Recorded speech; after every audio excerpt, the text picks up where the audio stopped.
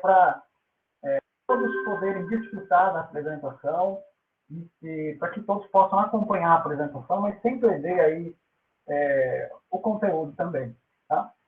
Primeiramente, eu vou me apresentar, pessoal.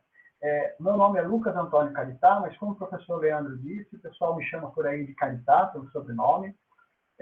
Eu fiz a graduação e o mestrado em matemática na Unesp, o doutorado e pós-doutorado em física e astronomia na Univap. Durante o doutorado, eu passei um período sanduíche no México, então eu fiz metade do doutorado no Brasil, a outra metade eu fiz no México, num instituto que se chama INAOI, Instituto Nacional de Astrofísica, Óptica e Eletrônica. Né? Então, eu desenvolvi parte da pesquisa aqui e parte da pesquisa lá. E eu trabalho muito com...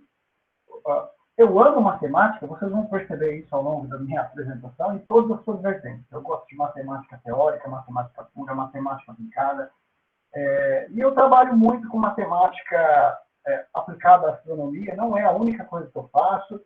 Eu também trabalho com várias frentes de matemática teórica ou outras aplicações, mas o que eu tenho feito assim, com mais destaque é a matemática sendo utilizada em aplicações na astronomia, que é a área que eu sou mais especializado, embora eu goste de outras.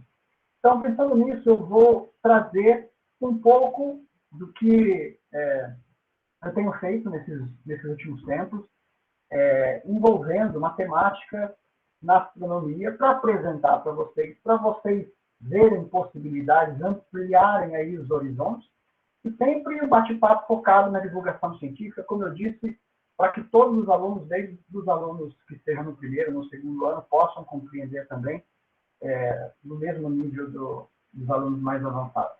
Né?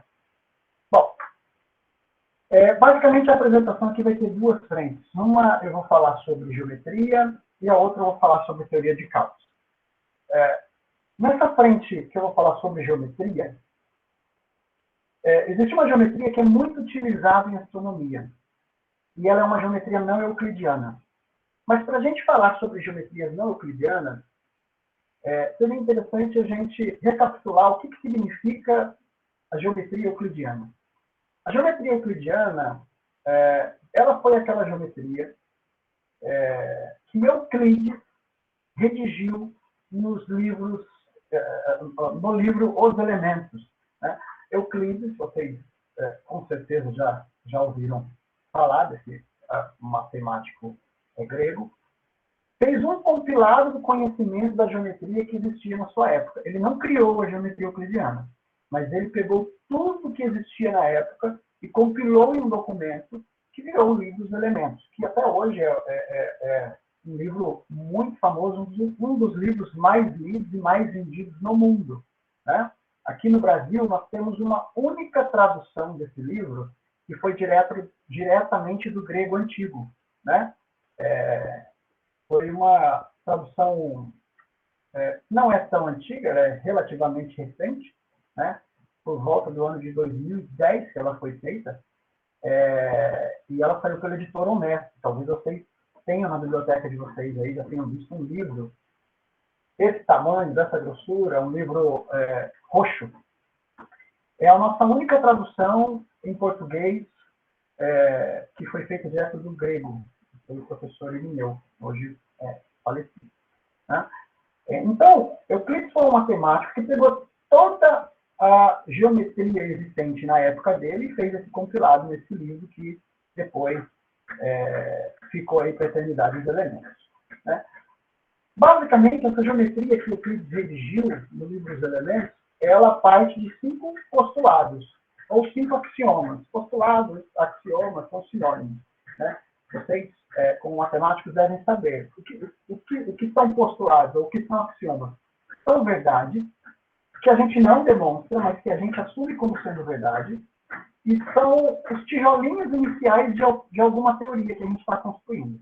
Né? Então, por exemplo, quando a gente fala de geometria euclidiana, quais são os 5 postulados? Que pode-se traçar uma única reta ligando quaisquer 2 pontos. Isso não dá para demonstrar, a gente assume como sendo verdade. Que pode-se prolongar qualquer reta finita continuamente sobre uma reta. essa era a noção de infinito que eles tinham na época, né? Os gregos não tinham a noção de infinito que a gente tem hoje. Então, o que era infinito para eles? Infinito para eles era fazer um determinado procedimento o quanto você queria, por quanto tempo você queria.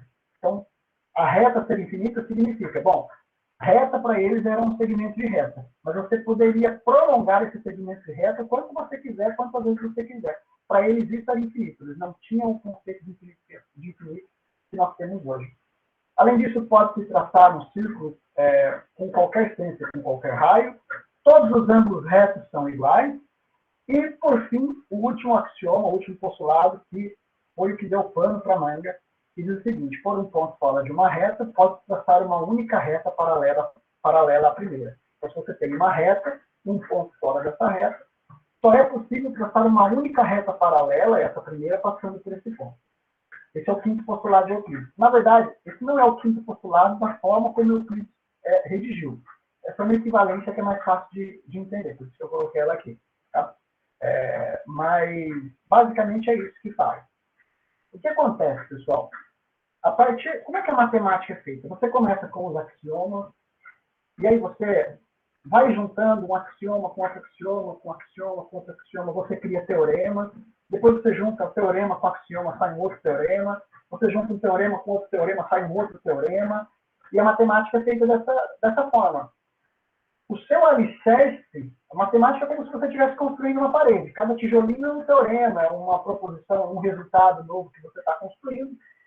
Só que o alicerce da sua parede, os tijolinhos iniciais, aqueles que dão base para a sua parede, são verdades que não se podem demonstrar, que são chamados postulados ou axiomas. Só que esse quinto postulado, esse quinto axioma da geometria euclidiana, muitos matemáticos olhavam para esse quinto postulado e falavam assim: nossa, ele tem uma cara de teorema. Bom, se ele tem uma cara de teorema, significa que, utilizando os 4 axiomas que estão acima dele, deve ser possível demonstrar o quinto. Né? Porque todo teorema, toda proposição, todo resultado exige uma demonstração, a menos dos axiomas. Né? Então, todo resultado exige uma demonstração. Se o quinto postulado não for um postulado e for um teorema, ele tem que poder ser demonstrado. Tem que existir uma demonstração para ele, utilizando o que nós já temos como base, que seriam os 4 postulados anteriores. Pessoal, foi muito tempo, matemáticos tentando demonstrar esse quinto postulado como se ele fosse um teorema. Não deu certo. Por quê? Porque não é um teorema. De fato, ele é um axioma, ele é um postulado. Mas, nesse tempo em que houve essa batalha para tentar demonstrar um postulado que é postulado e não é teorema, coisas interessantes foram feitas. O que foi feito de interessante? Tentou-se tirar o quinto postulado, tentou-se alterar o quinto postulado, tentou-se substituir esse quinto postulado por outras coisas, por outros resultados, por outras afirmações. E ao se fazer toda essa dança, o que se percebia? Percebia que os teoremas que vinham a seguir eram diferentes dos teoremas da geometria euclidiana. E com isso, pessoal, surgiram outras geometrias, que nós chamamos de geometrias não euclidianas. São geometrias que não obedecem os 5 postulados de Euclides. Em especial, começou-se a estudar essas geometrias a partir do fato em que se resolveu tirar o quinto postulado e dizer, bom, o que acontece se eu tirar, o que acontece se eu trocar, o que acontece se eu negar ele, e outras geometrias foram criadas. Um exemplo de geometria não euclidiana que foi criada é a geometria esférica. O que significa geometria esférica? A geometria esférica, pessoal, é a geometria que está sobre a superfície de uma esfera. Então, você imagina uma esfera. A sua esfera é só a casquinha, tá, pessoal? Não, o interior da esfera não faz parte da esfera, então é só a casquinha, só a superfície esférica. Imagina que os seus elementos estarão agora nessa superfície esférica. O seu espaço é apenas a superfície esférica. Né? é aquilo que você tem para trabalhar. Essa geometria, na casquinha da superfície esférica, é uma geometria não euclidiana. Ela ocorre quando você substitui o quinto postulado por um ponto fora de uma reta, não passa nenhuma reta paralela à primeira. Então, veja só, a gente está trocando o quinto postulado por um outro postulado. Em vez de passar uma única reta paralela à primeira, não passa nenhuma. Quando a gente faz isso, nós criamos essa geometria, que é a geometria esférica. Todos os resultados da geometria esférica partem disso. Né? Acontece, pessoal, que, por exemplo, quando a gente está na geometria euclidiana, nós estamos acostumados ou com o plano euclidiano ou com o espaço euclidiano. Vamos pensar no plano euclidiano para ficar mais fácil, né? Então, é um plano que você tem e os elementos da sua geometria estão nesse plano. Então, quando você fala de uma reta, a reta está no plano. Quando você fala de um ponto, o ponto está nesse plano. Quando você constrói uma figura geométrica, essa figura geométrica está nesse plano. Por exemplo, vou construir um triângulo. Esse triângulo fica neste plano, no plano que você está estudando a geometria euclidiana. Claro que você pode estender isso para o espaço euclidiano, mas vamos imaginando um plano para simplificar. É como se o plano da geometria euclidiana, o plano da superfície nossa esfera, então já não é mais um plano, né? É uma superfície. E aí coisas interessantes começam a acontecer. Por exemplo, eu falei do triângulo, né? O triângulo na geometria euclidiana. É uma pergunta que, se eu fizer, vocês vão responder assim, imediatamente. Qual é a soma dos ângulos internos de um triângulo? A maioria deve ter pensado, 180 graus. Né? E a resposta para essa pergunta é depende. Depende, professor? Sim, depende. Depende da geometria que você está considerando. Na geometria euclidiana, você pode cravar. É 180 graus, com certeza. Mas se você está na geometria esférica, várias propriedades diferentes da geometria euclidiana começam a aparecer. Aqui eu fiz uma lista de propriedades, mas eu destaco essa quinta propriedade aqui que eu coloquei para vocês. Olha. A soma dos ângulos internos de um triângulo esférico é maior que 180 e menor que 540. Então nunca vai dar 180 graus.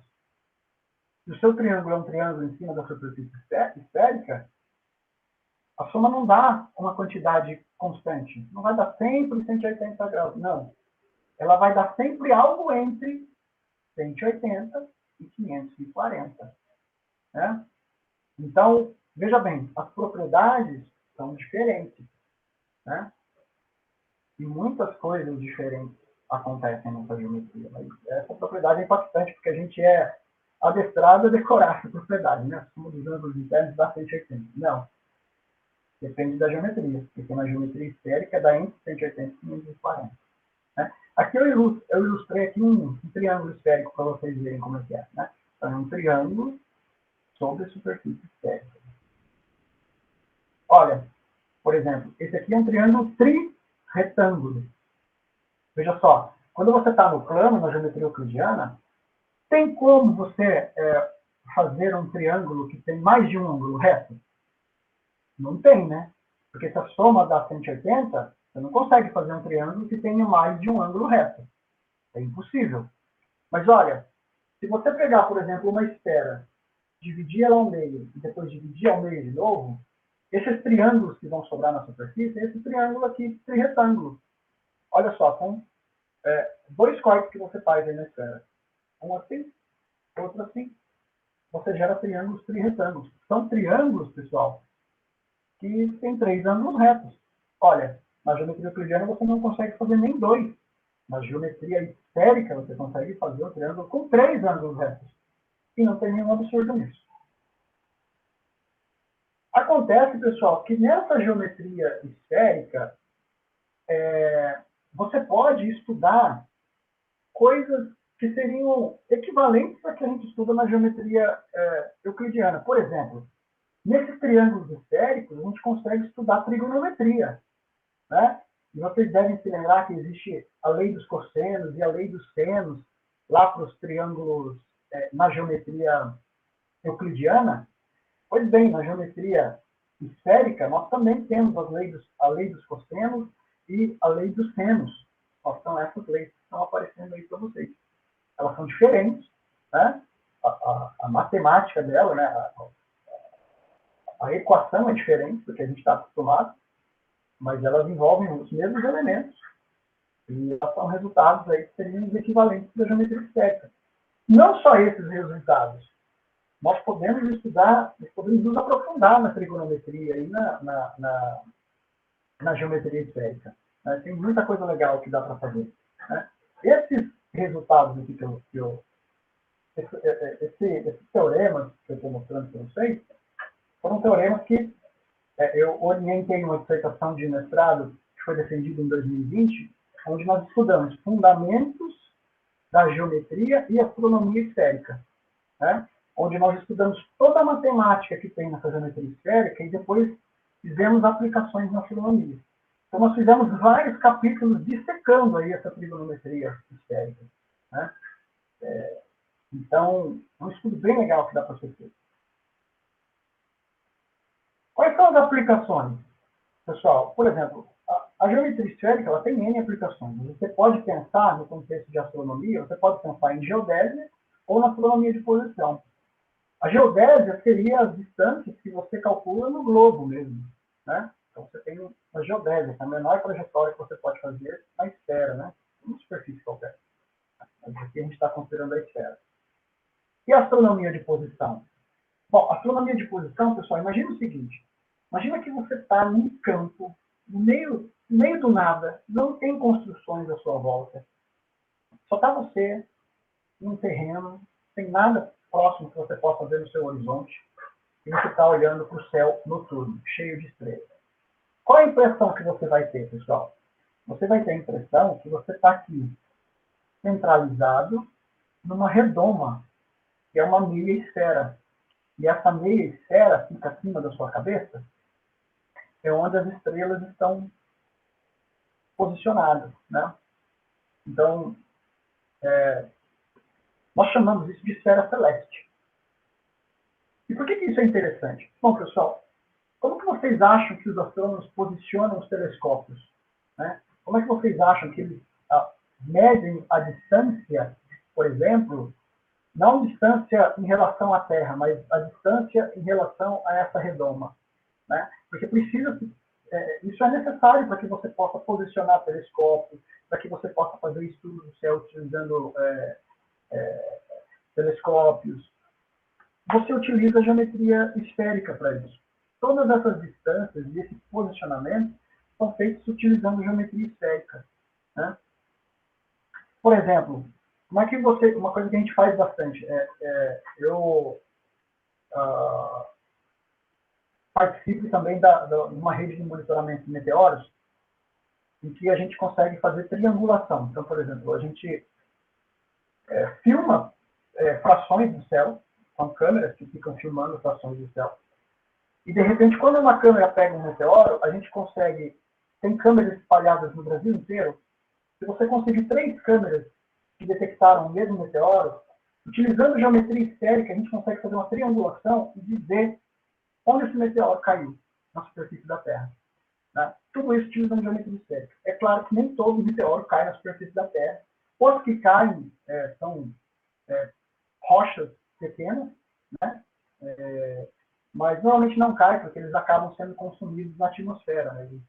Você enxerga um meteoro porque ele entra muito veloz na atmosfera, acaba que o atrito faz com que essa rocha entre em combustão e normalmente ela se consome por inteira antes de chegar no chão. Mas se ela tem um tamanho considerável, mesmo sendo consumido, acaba chegando a rocha no chão. E essas rochas, existem pessoas que caçam essas rochas para vender no mercado, mas o interessante seria que museus e universidades conseguissem ficar com essas rochas. Então, por isso que é feita essa triangulação, para que as pessoas certas peguem esses objetos. Né? Tudo utilizando geometria esférica.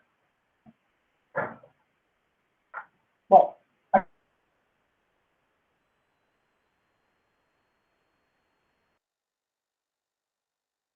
opção esfera celeste que eu falei. Né? O que seria essa esfera celeste? Que a gente usa a geometria esférica nessa esfera celeste, que é uma esfera imaginária, mas que a gente usa para poder estudar a astronomia de posição. Olha só. É bem curtinho. Ali está o planeta Terra. A gente está observando aí uma rotação, né? Olha só. As estrelas, elas não estão incrustadas numa esfera, não. Elas ficam espacialmente distribuídas.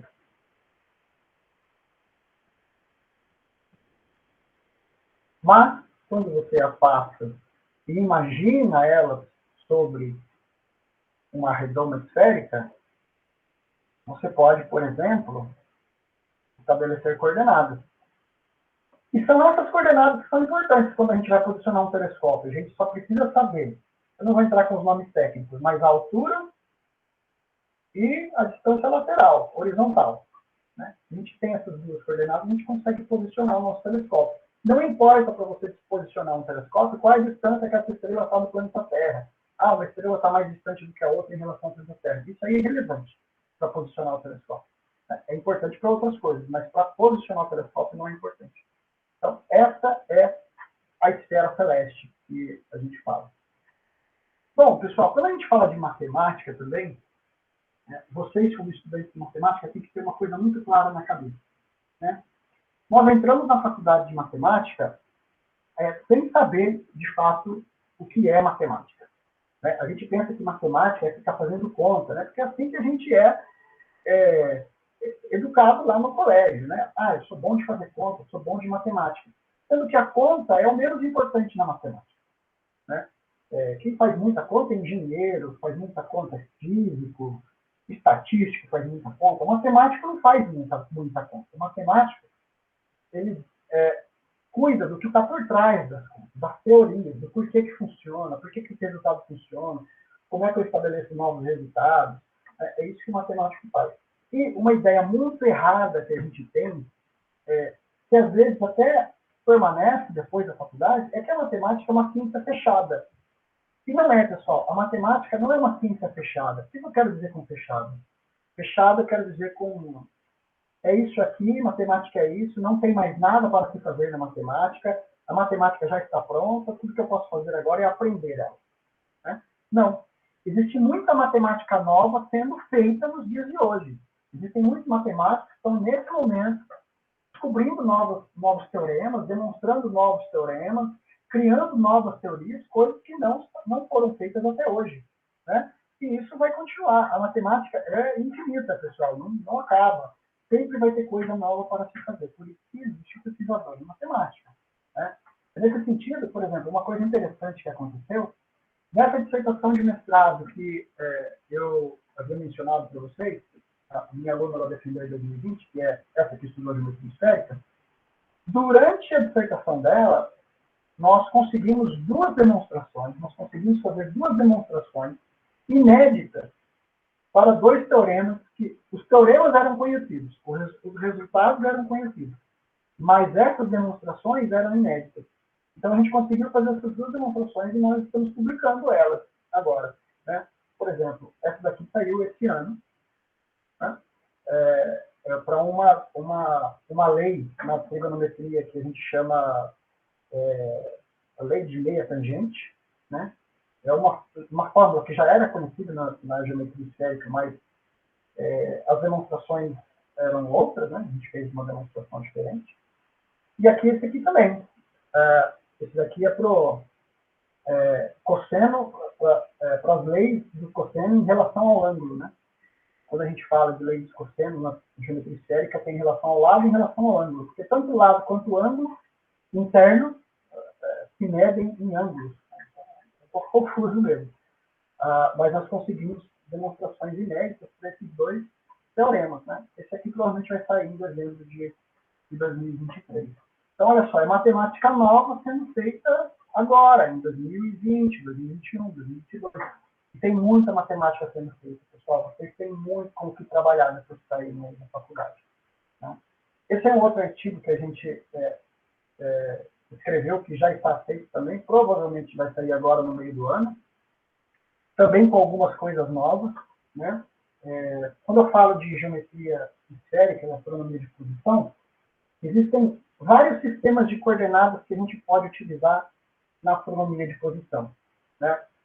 Existem algumas fórmulas que elas mesclam esses sistemas de coordenadas, né? A gente conseguiu estabelecer mais algumas relações que a gente não viu publicado em nenhum lugar, e a gente conseguiu demonstrar algumas relações diferentes também, que vai sair nesse artigo aqui, agora em julho de 22. Se tudo der certo, está em julho. Bom, então, veja só, pessoal, a matemática sendo utilizada na astronomia, né? A matemática sendo feita em função da astronomia. A matemática está em tudo, né? Bom, essa parte de geometria, era isso que eu queria falar. Agora a gente vai falar um pouco sobre teoria do caos, mas nós vamos também continuar, acabar continuando na geometria, porque faz parte da coisa também. Agora que nós sabemos da existência de outras geometrias, vamos falar um pouco sobre gravidade. Isaac Newton, ele discutiu a gravidade enquanto ele era vivo, né? Ele escreveu um livro chamado Princípia, que, por sinal, também tem versões em português, edições brasileiras assim, muito boas. A última saiu pela editora da USP, né, em 2 volumes. Quem tiver a oportunidade de ler esse livro, eu recomendo fortemente. Vocês vão ver a forte influência do livro Os Elementos na escrita do Isaac Newton, né? Você vê que o Newton ele copia a forma como o Euclides escreve. E como ele também, não só como ele escreve, mas como ele formata o seu livro, né? Como ele expõe os seus resultados. É muito parecido, pessoal, muito parecido mesmo. E é muito interessante, eu recomendo que vocês leiam, se vocês tiverem a oportunidade. Chama Princípio, o livro do Newton, onde ele discute gravidade pela primeira vez. Em português, na edição em português está em 2 volumes, né? Bom, gravidade, eu estou aqui com uma borracha na mão, vocês estão vendo minha câmera, certo? Se eu soltar essa borracha, ela vai cair na direção do chão. Né? Então, se perguntava, o que está acontecendo aqui? Né? Aí, primeiro a discutir isso. O Newton não foi o primeiro a discutir, mas foi o primeiro a discutir com um rigor mais apurado. Né? Newton disse que existe uma força de atração entre massas. Né? Vocês devem se lembrar da fórmula 1. Uma constante multiplica as massas, divide pela distância ao quadrado, você calcula a intensidade dessa força que ele chamou de força de gravidade. Né? Reza a lenda que ele estava debaixo de uma macieira e quando ele estava dormindo, uma maçã caiu na cabeça dele e ele falou, agora eu sei por que a Lua gira em torno do Sol. Né? Não duvido muito que tenha sido desse jeito, mas é bonitinho para contar, né? Para difundir a história. Mas, enfim, o que acontece é que Newton, ele não explicou a natureza dessa força.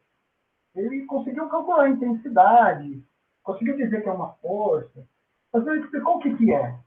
Se perguntasse isso, o que é, para o Newton, o que é a gravidade, ele não saberia responder, ele não respondeu isso. A resposta para isso, pessoal, veio muito tempo depois, com Albert Einstein.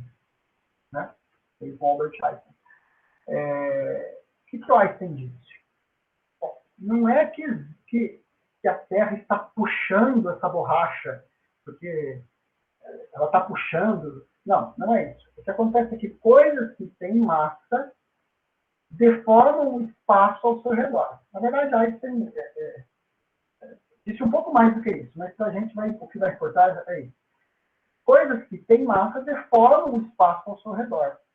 Essa deformação no espaço ao redor é que faz com que os objetos que tenham menos massa acabem escorregando por essa deformação, o que provoca a queda. Né? Então, Einstein explicou a natureza da gravidade. Então, o que acontece? Na verdade, essa borracha que eu tenho aqui na minha mão, ela tem massa, mas ela tem pouca massa. Mas, pelo fato dela ter massa, o espaço ao redor dela está deformado, porque tudo que tem massa deforma o espaço ao redor. Óbvio que a gente não enxerga essa deformação, tá, pessoal? Certo. Mas o planeta Terra tem muito mais massa do que essa maneira borrachinha. né? Então, o que acontece? O espaço ao redor do planeta Terra está muito deformado. Essa deformação do espaço em volta do planeta Terra é que faz com que essa borracha escorregue, como se fosse um escorregador, na deformação desse espaço e caia na Terra. Tá? Então, é algo parecido com isso. A Terra deformando o espaço ao redor. E aí, o que acontece, pessoal? Vocês lembram da geometria neoeuclidiana? Então, pois é. O que acontece é que nessas regiões próximas a objetos que têm massa grande, há uma mudança na geometria. A geometria aqui passa a ser uma geometria não euclidiana. Olha só, o Sol deformando o espaço, a Terra deformando o espaço ao redor. Obviamente que nenhuma dessas duas ilustrações ilustra bem o que de fato acontece, né? Porque não dá para você desenhar isso, né? Então, você está vendo como se fosse uma superfície, né? Mas na verdade essa deformação ocorre em todas as direções ao redor de todo o objeto, né? Aí eu tenho uma pergunta para fazer para você, por exemplo. Bom, professor, você pode perguntar. Tá, se o Newton e o Einstein estão corretos, a Terra, vamos pensar juntos, a Terra tem muito mais massa do que a Lua. Correto? Correto, verdade. Então existe essa força, essa deformação do espaço, que faz com que as coisas se atraiam, verdade? Verdade. Por que a Lua não cai na Terra, então? Por que a Lua não cai na Terra? Veja só. Estou com a minha luzinha aqui. Deixa eu pegar a minha luzinha aqui, eu vou desenhar para vocês de uma coisa. Vou pegar a luzinha aqui, fazer um desenho.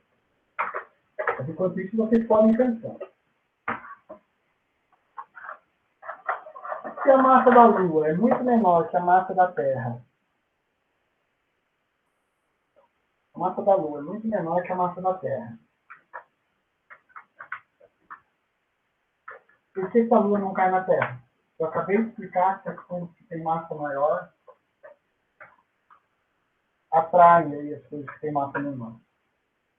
A resposta para essa pergunta, pessoal, é quem disse que não cai? Né? A Lua cai na Terra, só que ela sempre erra o alvo. Né? O que acontece é o seguinte, a Lua está numa queda constante ao redor da Terra. Então, vou fazer um desenho aqui. Olha. Por que isso aqui é a Terra? Aqui eu tenho uma Terra aqui, eu vou usar. Aqui está a Terra, olha. Depois está aqui o professor Caritata aqui, ó. Estou aqui. Eu vou pegar um objeto e vou lançar ele muito forte. Pegar, pum, o que ele faz? Ele cai aqui. Se eu pegar esse objeto e lançar ele mais forte, mais rápido, ele vai nessa frente. Mais forte, mais rápido, ele vai nessa frente. O que acontece se eu pegar um objeto e lançar com tanta força e tanta velocidade que, quando ele for cair, já não tem mais terra? O que acontece? Ele continua caindo. E aí ele erra o alvo. E aí ele continua caindo, e erra o alvo. Continua caindo, e erra o alvo. Continua caindo, e erra o alvo. E ele entra em órbita. É assim que a gente lança satélite. É assim que a gente lança satélite em órbita em torno da Terra. Existe uma velocidade, que é a velocidade de escape. A gente conseguir lançar o objeto com uma velocidade maior que a velocidade de escape, ele vai formar a nossa órbita. Né? Então, a Lua ela cai na Terra sim, só que ela sempre erra o alvo. É uma queda constante. Uma órbita é uma queda constante. É uma queda que sempre erra o alvo. Ainda bem. Né? Ainda bem, porque a Lua é grande. Apesar de ela ser menor que a Terra, ela é muito grande. Vou botar meu mouse aqui. E é isso que é uma órbita, pessoal. Falando em órbita, quando eu dou essa palestra, eu gosto de montar uma oficina de órbita. O Leandro deve ter visto essa oficina de órbita lá na Univac, né, Leandro? Eu que montei ela lá. Desde quando eu montei, ela está lá ainda até hoje. Né? Mas eu tenho uma versão portátil que eu levo quando eu dou a palestra, que é essa daqui. Então, isso daqui foi uma palestra que eu dei na UFSCar, que é a Federal de São Carlos, e alguns alunos que estavam assistindo a palestra filmaram e colocaram no YouTube. E aí eu achei o vídeo lá. E desde então, sempre que eu dou essa palestra de forma digital, eu uso esse videozinho. Aqui eu vou mostrar para vocês como é que funciona toda essa dinâmica de órbitas em cima dessa superfície. O que é isso, pessoal? Isso aqui é simplesmente, digamos, é uma circunferência, né? Um arco de circunferência, onde eu estico um tecido, que é um tecido bem flexível, o tecido se chama suplex. É como se fosse lycra, só que ele é mais resistente que a lycra. E mesmo assim ele é bem flexível. Então eu fiz aí uma caminha de suplex. E quando eu coloco objetos aqui, a depender da massa do objeto, tem uma deformação nesse tecido. Então, esse tecido, ele simula a deformação do espaço ao redor. Né? Eu vou apresentar algumas coisas que dá para verificar aqui. Eu não sei se o som vai ficar bom para vocês ouvirem, mas de todo modo eu vou explicando aqui.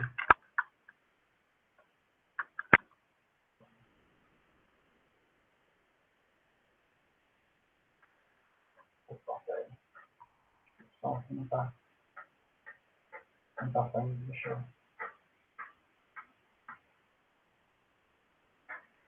Deixa eu tentar a posição.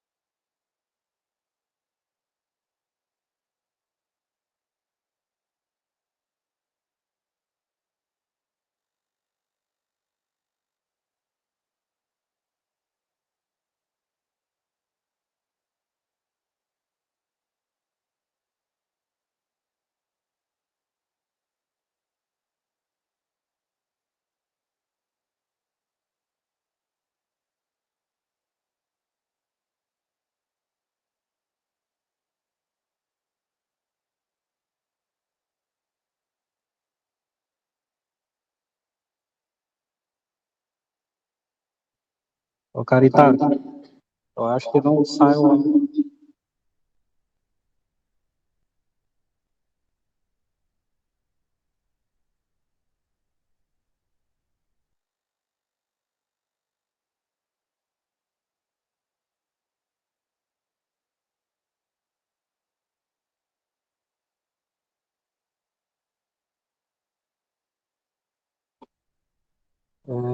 Tem que pegar direto do YouTube.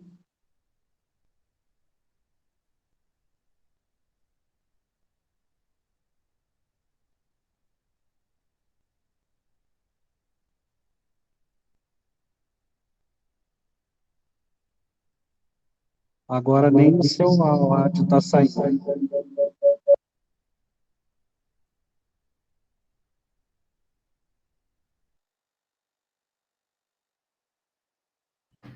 Meu áudio parou de sair? E agora?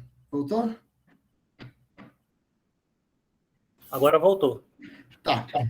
Eu acho que para sair o seu áudio ali, você teria que pegar direto do YouTube o vídeo. Porque ele está na apresentação, acho que não vai sair. Mas tudo bem, se você quiser ir comentando em cima do vídeo, pode comentar. Eu vou comentando, talvez dê para ouvir baixinho aí, Leandro. Qualquer coisa. Você que sabe.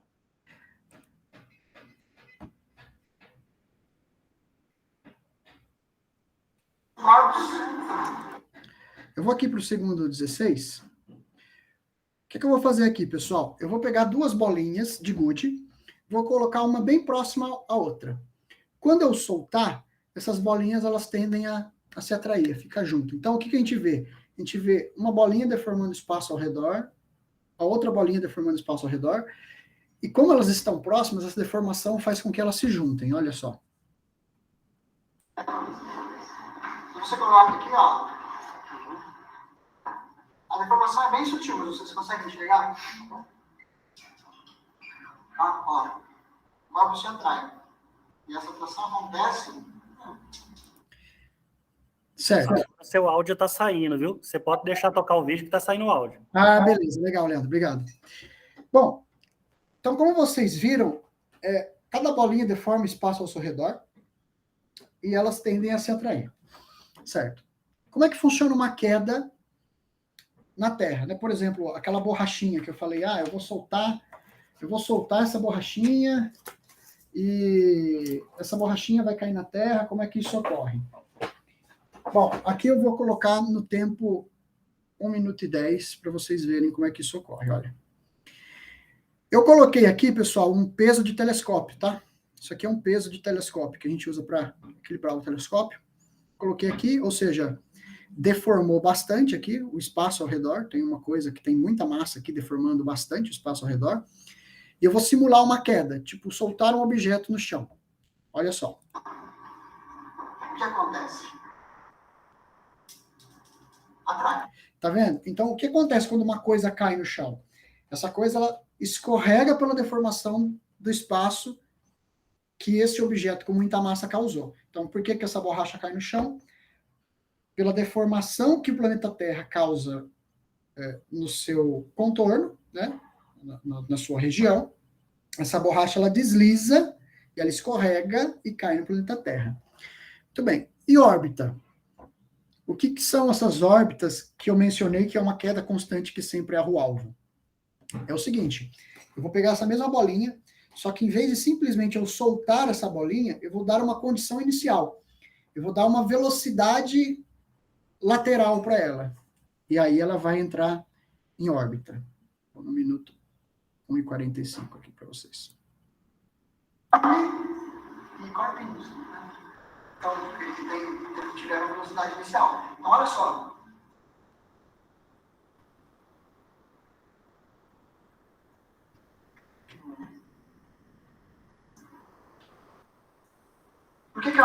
Bom, galera, o que vocês estão vendo aqui é que essa bolinha de gude, em torno desse pezinho de telescópio, ela, entre aspas, entrou em órbita. E ela fica fazendo órbitas que são elipses, né?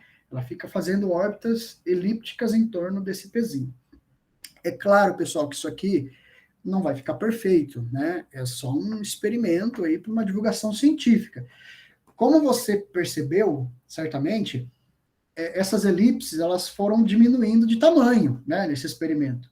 Normal, né? Por quê? Porque aqui a gente está contando com o atrito entre a bolinha de gude e o nosso tecido. Então, a cada volta que ela dá, o sistema vai dissipando energia por conta do atrito, né? Isso não ocorre no espaço, né? No espaço, se eu não tivesse atrito aqui, se eu conseguisse fazer esse experimento sem atrito nenhum, atrito zero, eu ia ficar com a elipse fazendo, essa bolinha ficar fazendo a órbita elíptica em torno do meu pezinho, e a elipse nunca ia ser alterada a excentricidade dela, né? Aqui ela vai diminuindo porque o sistema vai perdendo energia. Então, natural que isso ocorra nesse experimento, né? Mas já dá para ver como é que funciona, né? E aqui, pessoal, você vê, são órbitas elípticas, né? A gente consegue fazer órbitas elípticas e circulares aqui. Mas eu já vou mencionar sobre o formato das órbitas.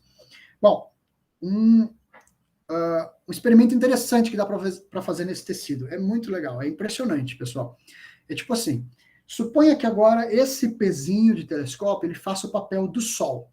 Aí eu vou pegar uma bola de gude que é um pouco maior e vou utilizar ela para representar a Terra. E aí eu vou pegar uma bolinha de gude que é pequenininha e vou utilizar ela para representar a Lua. Veja só, o espaço está deformado pelo Sol, que é esse pezinho. Obviamente, a bolinha de gude maior vai deformar mais o espaço em relação à bolinha de gude menor. Eu consigo fazer aqui, nesse experimento, a bolinha de gude menor orbitar em torno da bolinha de gude maior e as duas orbitarem em torno do meu pezinho, simulando um sistema Terra, Lua e Sol.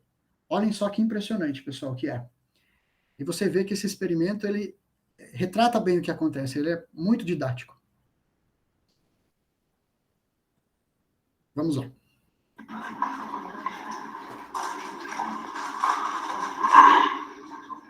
A Terra, a Lua.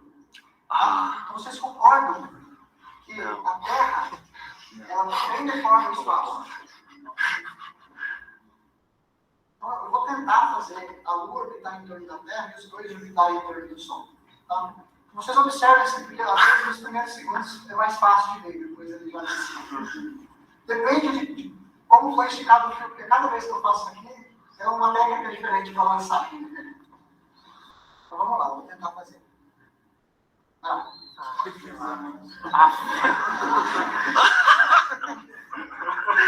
Eu vou embora. É impressionante, né, pessoal? É bem legal. Vou voltar mais uma vez para vocês verem. Então vamos lá, vou tentar fazer.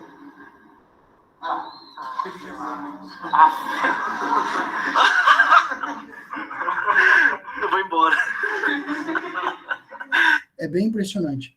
Bom, e aí quando a gente está falando de órbitas, todas as órbitas que nós estamos observando aqui nesse experimento são órbitas elípticas ou circulares, né? Que é uma coisa também que a gente foi educado a pensar que todas as órbitas são elípticas, né, ou circulares. E não é bem assim. Tudo depende, pessoal, do potencial gravitacional no qual essas órbitas estão inseridas. Por exemplo, este potencial gravitacional que está sendo emulado aqui nesse experimento é muito parecido com o que a gente tem aqui no sistema solar. Você tem o Sol com muita massa e os planetas, as massas dos planetas são insignificantes em relação à massa do Sol. Insignificantes. Né? Se você quer uma comparação, por exemplo, de tamanho, caberiam 1 milhão de planeta Terra dentro do Sol. É insignificante a massa dos planetas em relação à massa do Sol. Então, é bem isso aqui mesmo que acontece no sistema solar. Você tem um objeto que deforma muito o espaço e os outros que não deformam quase nada quando comparados com o Sol. Por isso que as órbitas aqui no sistema solar são sempre elipses, porque está sempre propício de acordo com esse experimento. Mas nem sempre isso é verdade, pessoal. E aqui nesse experimento a gente consegue fazer pelo menos uma órbita que é diferente da órbita elíptica. Né? Vou mostrar aqui para vocês. 8h30.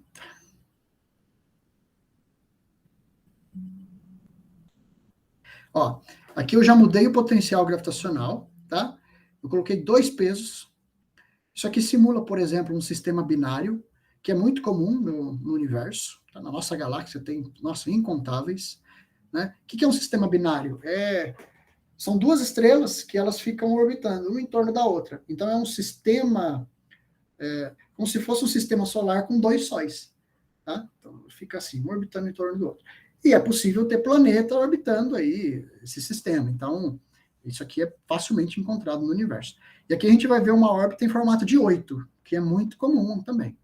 Se você puder tirar só essa maior, tira a bolinha. Vamos ver se a gente consegue. Uma órbita que não é uma cônica. Tá vendo? Legal?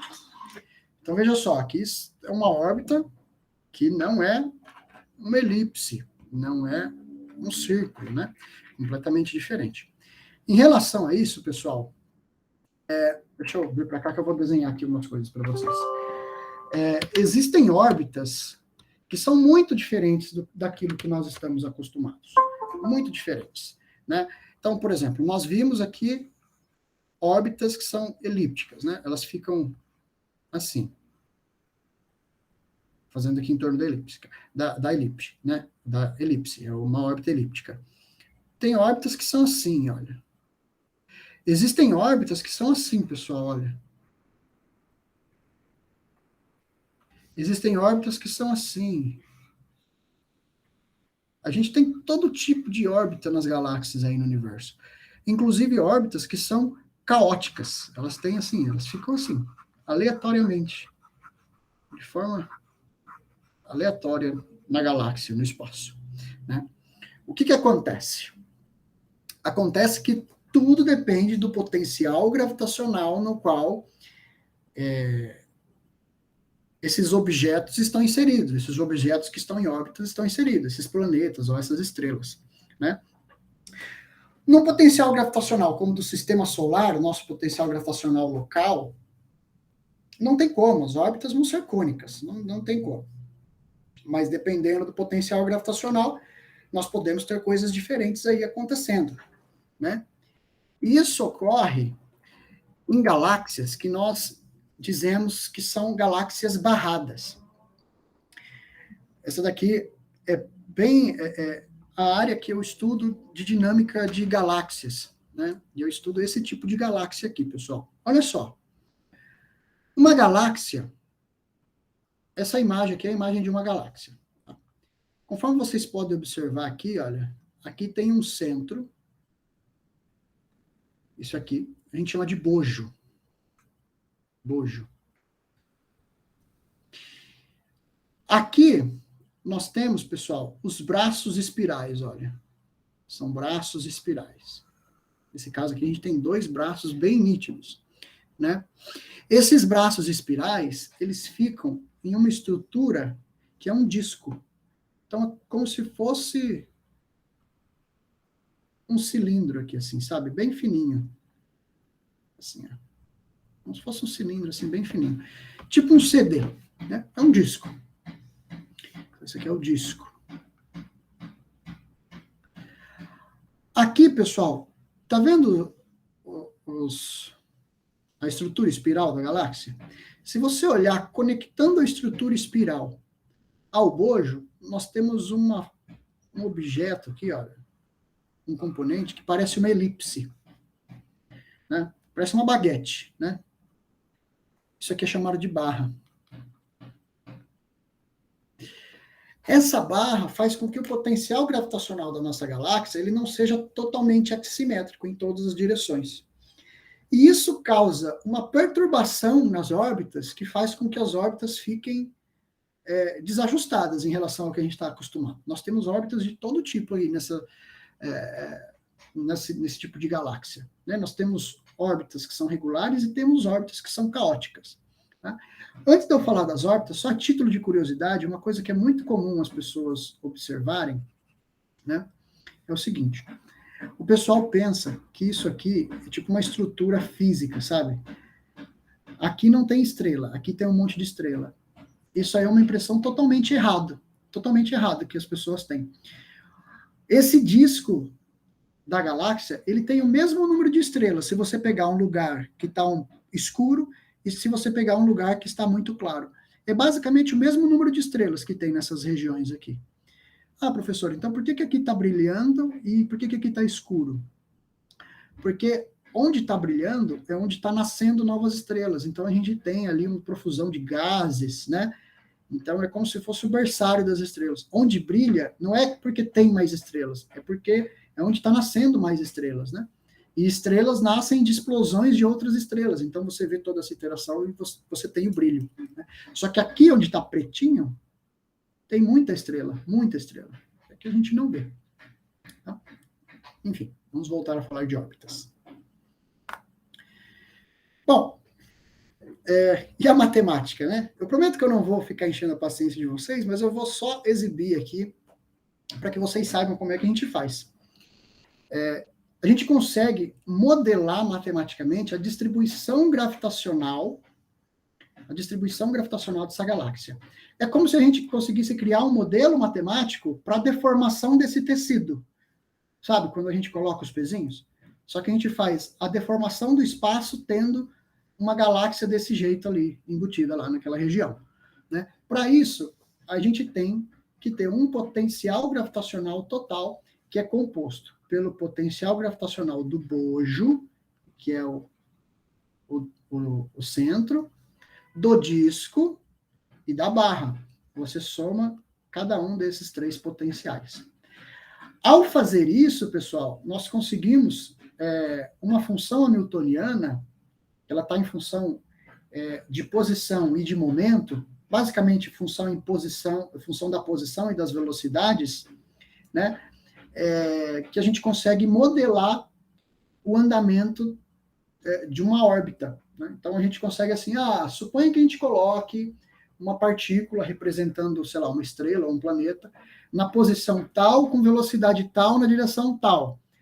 Quando a gente tem essa função, a gente consegue as equações de movimento, que a gente consegue dizer, bom, ao longo do tempo ela está andando e fazendo essa trajetória, porque a gente sempre consegue, quando vai resolvendo a equação, saber a próxima posição e a próxima velocidade. E com isso a gente entra e tem a próxima posição e a próxima velocidade, a próxima posição e a próxima velocidade, e a gente consegue fazer toda uma trajetória física mesmo do movimento desse astro, né? O potencial gravitacional do bojo, do disco e da barra, bom, nós podemos utilizar várias funções que são utilizadas no modelo de distribuição de densidade. Não precisa ser densidade de estrelas, mas densidade. Eu utilizo o modelo de Plummer para o bojo, o modelo de Miyamoto Nagai para o disco. São modelos simples, você pode ver aqui, olha, que ele só tem um parâmetro, é radial.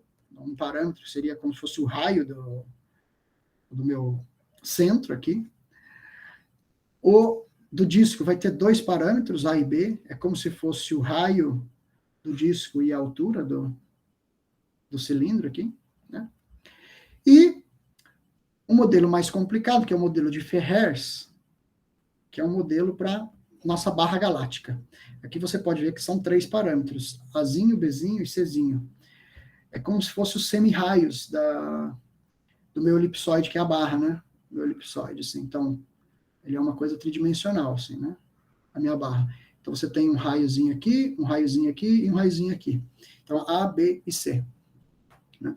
E com isso a gente consegue modelar a distribuição de densidade. Lembrando, essas funções não foram criadas para modelar a galáxia. Essas funções, elas modelam distribuição de densidade. Essa função de Ferrers aqui, esse Ferrers foi um matemático de 1800 e tralalá, ou 1700 e tralalá. Ele nunca imaginou que essa distribuição de densidade dele pudesse ser utilizada para modelar a barra galáctica, né?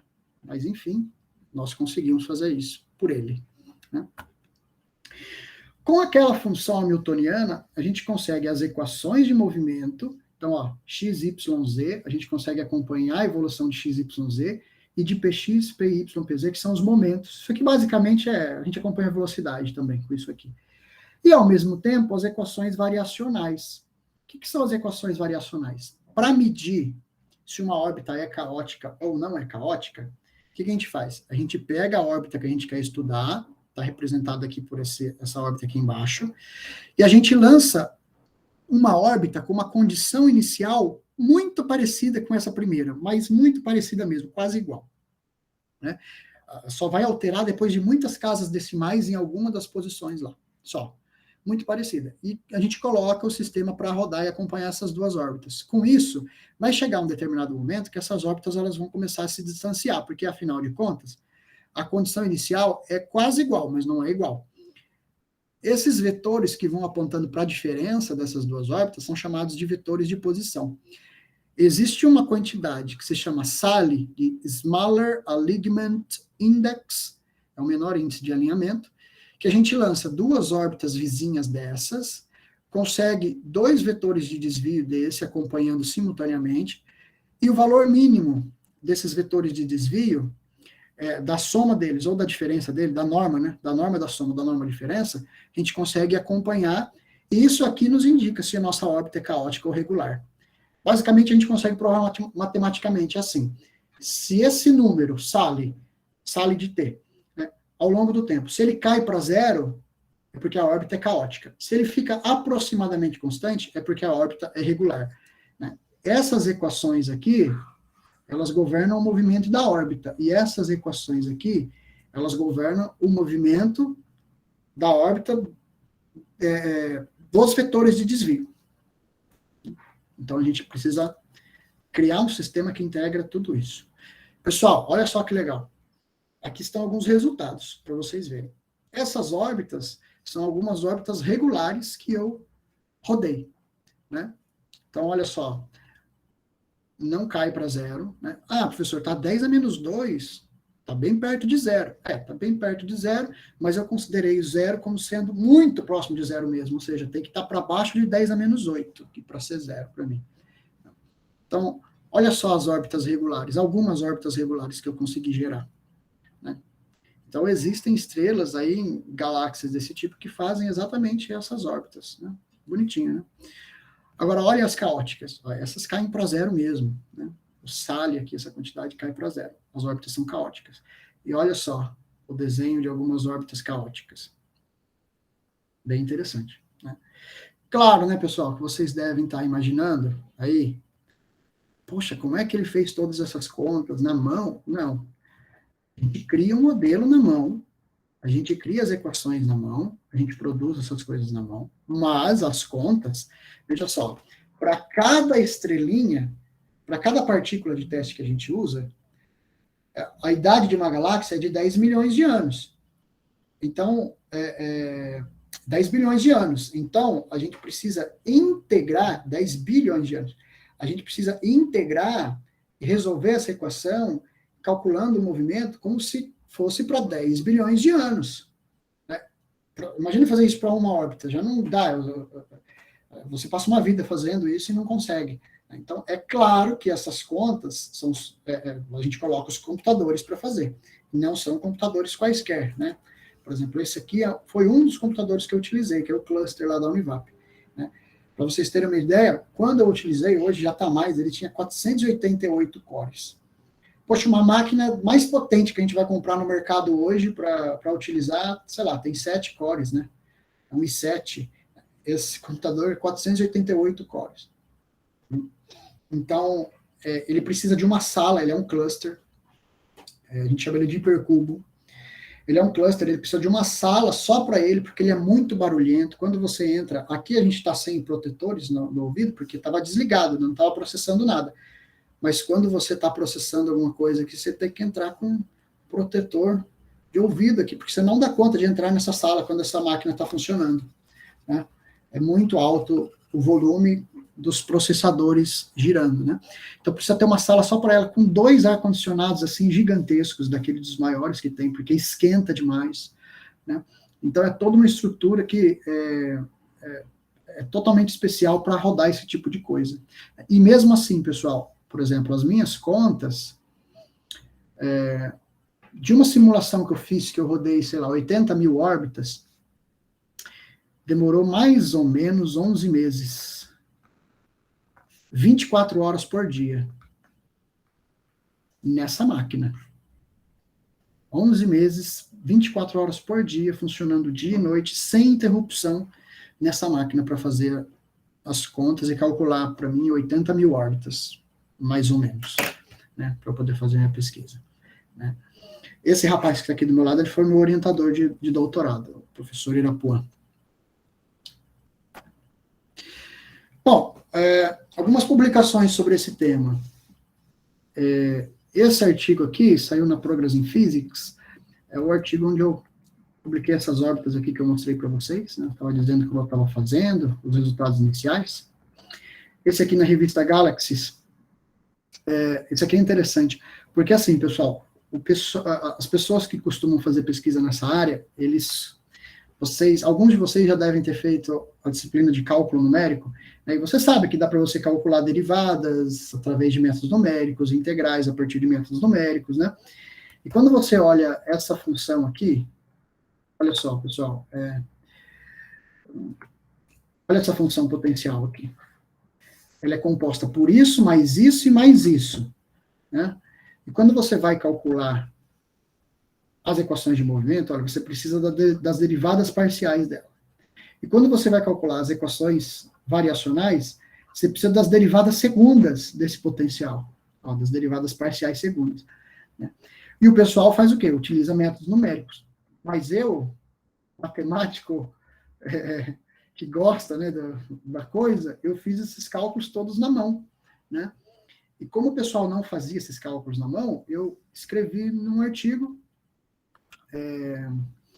e publiquei essas contas prontas, né? Porque daí quem mais quisesse fazer de forma analítica, não precisaria fazer as contas, podia pegar das contas que eu fiz. E aí não precisa ficar fazendo numérico, porque quando você faz numérico, sempre tem um erro embutido. Essa daqui eu estudei potenciais de barras fixas, né? Essas barras galácticas, elas evoluem com o tempo, né? Elas aumentam, elas diminuem, elas ficam girando em torno da galáxia. Assim, né? A galáxia gira, né? Então ela gira junto com a galáxia. Mas elas aumentam, elas diminuem, elas desaparecem, depois aparecem de novo. Nesse primeiro estudo aqui, eu fiz considerando que ela não desapareceria, né? Que a barra estaria desde o começo da vida da galáxia até depois de 10 bilhões de anos. E fiz esse estudo. E depois eu publiquei um artigo onde eu fiz essa barra aparecer. Então, a galáxia começou sem barra, e aí eu forcei um aparecimento dessa barra para verificar o que aconteceria com as órbitas caóticas, né? Ia ter mais caos, ia ter mais caos, ia ter menos caos, e comparar com o resultado anterior. Então, olha só, pessoal, matemática tá em tudo, é muito bonito. Eu falo que eu fico arrepiado também. Tem algumas outras publicações com aplicações de matemática. Esse aqui é um tema que o Leandro deve dominar bem.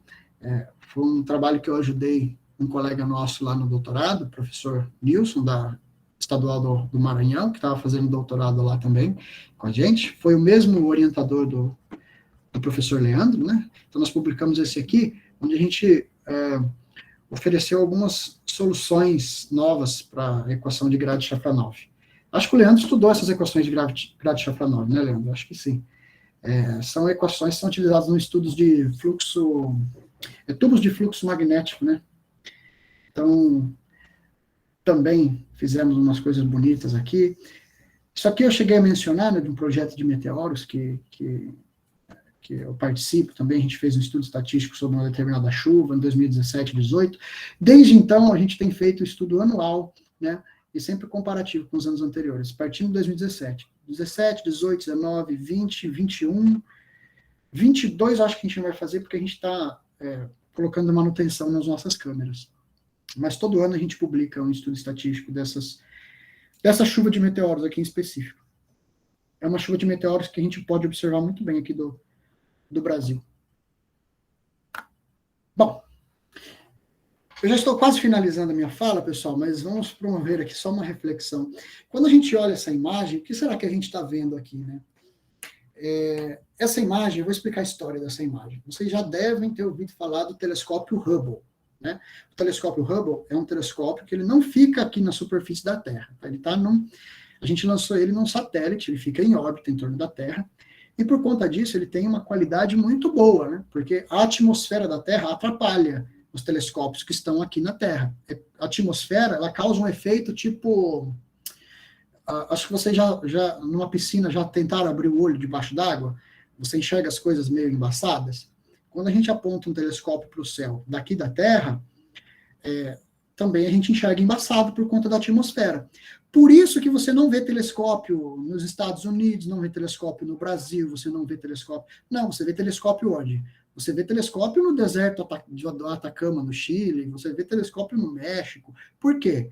Os telescópios dos Estados Unidos ficam no Chile. Por quê? Porque eles escolhem lugares que ficam em deserto. O deserto tem menos umidade, então diminui esse efeito de você enxergar debaixo d'água, né?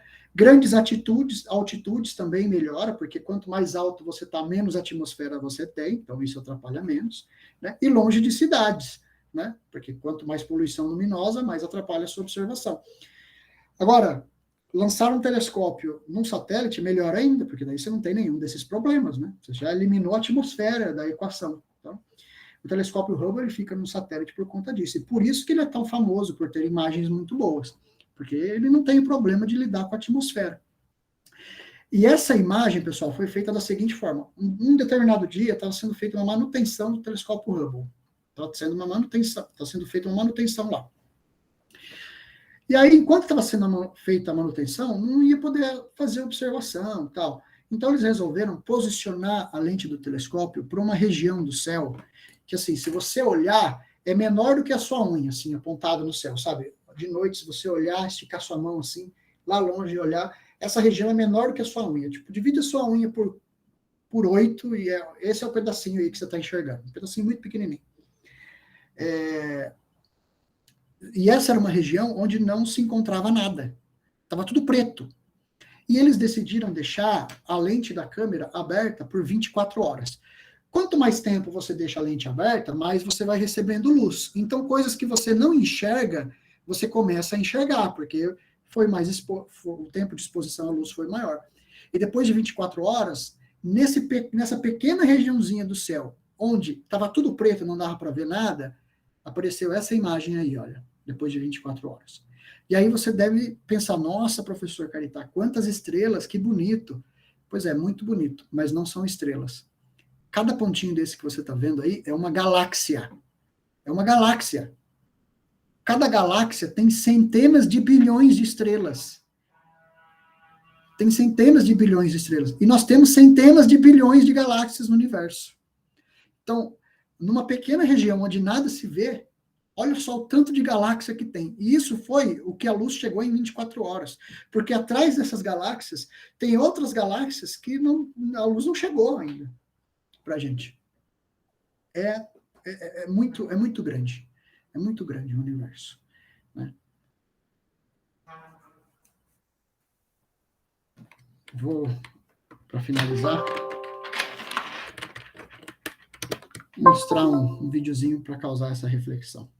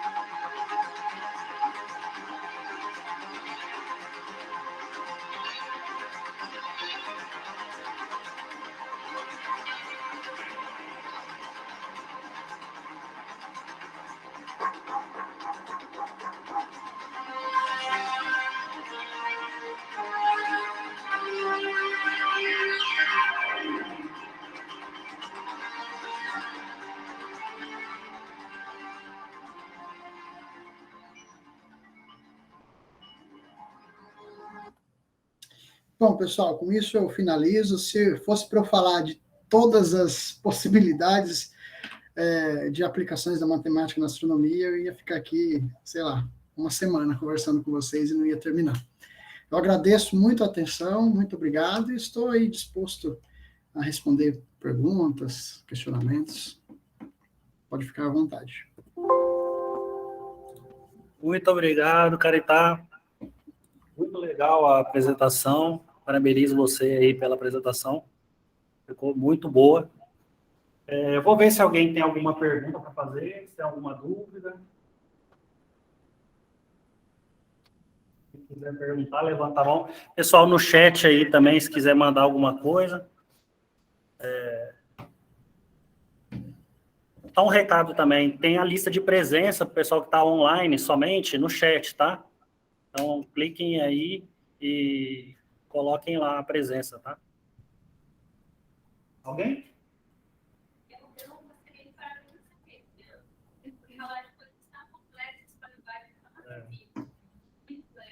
Ô, Caritá, o pessoal tá abismado aqui com a sua didática. Eu falei, vocês não viram nada. Caritá é conhecido por transformar coisas muito difíceis em linguagem muito simples.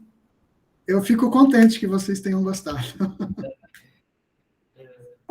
E uma coisa interessante, né, Caritá, o pessoal que estuda, às vezes, astronomia, que só observa a astronomia, no caso, né, seria assim, só vê, não percebe o tanto que tem de matemática, de equações, de física e todo esse, né, esse background pesado aí, né, para matemática e para física. E nem vislumbra, por exemplo, matemática. Eu mesmo não tinha essa ideia de que poderia estar me especializando nisso, como matemática. E é uma coisa que eu trago para o pessoal, até trouxe a sua palestra justamente para o pessoal identificar isso. Porque na hora que você apareceu ali as várias equações, né, e falou muito dessa parte computacional, que agora eu estou trazendo também para o curso um pouco da linguagem Python, que eu aprendi no doutorado, tudo. Saber que precisa, né? Tem muita conta para fazer, mas quem faz é o computador. Nós não damos conta de fazer essa quantidade de contas que precisa, né? Para os experimentos. O importante é o raciocínio que está por trás, né? A construção do modelo, né? As contas, o que tem de menos importante. Mas isso que o professor Leandro falou é muito interessante, porque, gente, vocês estão fazendo um curso que ele, assim, ele tem um potencial muito grande, né? A matemática é bonita pela matemática em si só, com certeza, né? Mas se você quiser se especializar, por exemplo, não sei, eu quero fazer um mestrado em física, vai ter coisa para você fazer. Quero fazer um mestrado em engenharia elétrica, vai ter coisa para você fazer. Em computação, vai ter coisa para você fazer. Em qualquer área da ciência, gente, vocês conseguem utilizar a matemática e tem problemas para serem resolvidos. Quando eu digo problemas, não é probleminha de livro didático, não, é problema científico, que precisa de uma solução científica, de ajuda científica, de um matemático, para poder desenrolar. Então, assim, vocês são muito úteis, vocês estão fazendo um curso que... Eu sei que, como eu amo matemática, eu puxo muito, eu encho a bola da matemática, mas é verdade, é um curso assim, que vocês podem fazer N coisas. Olha só, hoje em dia está muito em alta, por exemplo, data science, né? Análise de dados. Gente, quem melhor que um matemático para fazer isso? Se vocês aprenderem Python, vocês têm a faca e o queijo na mão, né? Para ganhar muito dinheiro aí.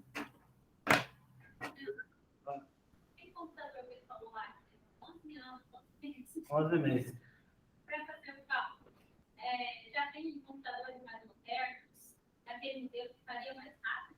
O computador que você usou, Caritá, de onde que é o computador e se tem algum mais moderno? Eu lembro que tem bem maiores, né? Tem sim, pessoal.